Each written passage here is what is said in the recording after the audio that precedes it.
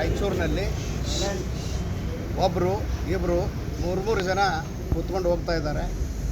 ಪೊಲೀಸರು ಅಡ್ಡಗಟ್ಟಿದ್ರು ಕೂಡ ಎಡಕ್ಕೋ ಬಲಕ್ಕೋ ಗಾಡಿಯನ್ನು ತಿರುಗಿಕೊಟ್ಟು ಹಂಗೆ ಮುಂದೆ ಹೋಗ್ತಾ ಇದ್ದಾರೆ. ಸಂಚಾರ ನಿಯಮಗಳನ್ನು ಯಾರೂ ಪಾಲಿಸ್ತಾ ಇಲ್ಲ.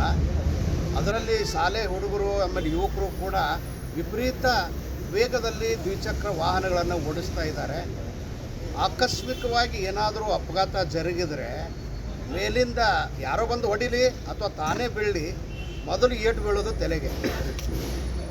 ನ್ಯಾಯಾಲಯದಲ್ಲಿ ಸಾವಿರಾರು ಪ್ರಕರಣಗಳಲ್ಲಿ ಅಪಘಾತದಲ್ಲಿ ದ್ವಿಚಕ್ರ ವಾಹನಗಳಿಂದ ಬಿದ್ದಂಥ ಚಾಲಕರು ಆಮೇಲೆ ಹಿಂಬದಿ ಸವಾರರು ಕೂಡ ಮೊದಲು ಏಟು ಬಿದ್ದದ್ದು ತಲೆಗೇನೆ. ಅದರಿಂದ ಏನಾಗ್ತದೆ? ತಕ್ಷಣದಲ್ಲಿ ಸಾವಾಗ್ತದೆ, ಇಲ್ಲ ಅಂದರೆ ಲಕ್ವ ಅದು ಹೊಡಿತದೆ. ಇದರಿಂದ ಏನಾಗ್ತದೆ? ತಂದೆ ತಾಯಿಗಳಿಗೆ ಎಷ್ಟು ಕಷ್ಟ ಆಗ್ತದೆ ಅನ್ನೋದು ಅವ್ರಿಗೆ ಗೊತ್ತು. ಅಥವಾ ನಮಗೆ ಅವಲಂಬಿತರಾಗಿರ್ತಕ್ಕಂಥ ಹೆಂಡತಿ ಮಕ್ಕಳು ಕೂಡ ನಿರುದ್ಯೋಗಿಗಳಾಗ್ತಾರೆ, ನಿರಾಶ್ರಿತರಾಗ್ತಾರೆ. ವಿಮೆಯಿಂದ ದುಡ್ಡು ಬಂದರೂ ಕೂಡ ಆರೋಗ್ಯವನ್ನು ಮರಳಿ ಕೊಡೋಕ್ಕಾಗಲ್ಲ. ಹೀಗಾಗಿ ದ್ವಿಚಕ್ರ ವಾಹನಗಳ ಮೇಲೆ ಯಾರೇ ಸವಾರಿ ಮಾಡಲಿ ಸಾಧ್ಯವಾದಷ್ಟು ಮಟ್ಟಿಗೆ ಹೆಲ್ಮೆಟ್ಗಳನ್ನು ಹಾಕ್ಕೊಂಡು ನೀವು ವಾಹನಗಳನ್ನು ಓಡಿಸಿದರೆ ನಮಗೆ ಏನಾಗುತ್ತಪ್ಪ ಅಂತಂದರೆ ನಮ್ಮ ಪ್ರಾಣಕ್ಕೆ ಸುರಕ್ಷತೆ ಸಿಗ್ತದೆ.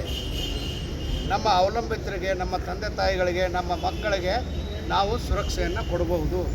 ಇಲ್ಲ ಅಂತಂದರೆ ಆದಾಯ ಪಡಿಸುವಂಥ ನಾವು, ಸಂಪಾದನೆ ಮಾಡುವಂಥ ನಾವೇ ಬಿದ್ದು ತಲೆಗೆ ಏಟು ಮಾಡಿಕೊಂಡು ಸತ್ತರೆ ಅಥವಾ ಕೈಕಾಲು ಕಳ್ಕೊಂಡು ಮನೆಯಲ್ಲಿ ಬಿದ್ದರೆ ಯಾರು ದುಡ್ದು ಹಾಕೋರು ಯಾರು?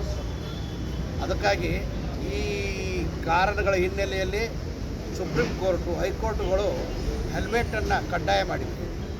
ಹೀಗಾಗಿ ಹೆಲ್ಮೆಟ್ ಹಾಕ್ಕೊಂಡು ದ್ವಿಚಕ್ರ ವಾಹನ ನಡೆಸಿದರೆ ಅದು ಹೆಣ್ಣಿರಲಿ ಗಂಡಿರಲಿ, ಅದು ಸವಾರರಿಗೆ ರಸ್ತೆ ಸುರಕ್ಷತೆ ಜೊತೆಗೆ ತಮ್ಮ ಸುರಕ್ಷತೆಯನ್ನು ಕೂಡ ಅದು ಒದಗಿಸಿಕೊಡ್ತದಂತ ಹೇಳ್ತಾ, ಎಲ್ಲರಿಗೂ ಇವತ್ತಿನ ದಿನ ಸಾಂಕೇತಿಕವಾಗಿ ನ್ಯಾಯಾಲಯದ ಮುಂದುಗಡೆ ಇರುವ ರಸ್ತೆ ಮೇಲೆ ಹೆಲ್ಮೆಟ್ ಇಲ್ಲದೆ ಹಾಯ್ದು ಹೋಗುವಂಥ ದ್ವಿಚಕ್ರ ವಾಹನ ಸವಾರರಿಗೆ ಹೆಲ್ಮೆಟ್ ವಿತರಣೆಯನ್ನು ಕಾನೂನು ಜಿಲ್ಲಾ ಸೇವಾ ಪ್ರಾಧಿಕಾರ, ಪೊಲೀಸ್ ಇಲಾಖೆ, ರೋಟರಿ ಹಾಗೂ ಇತರೆ ಸಂಸ್ಥೆಗಳೊಂದು ಸೇರಿಗೆ ಈ ಒಂದು ಅಭಿಯಾನವನ್ನು ಹಮ್ಮಿಕೊಂಡಿದ್ದೇವೆ.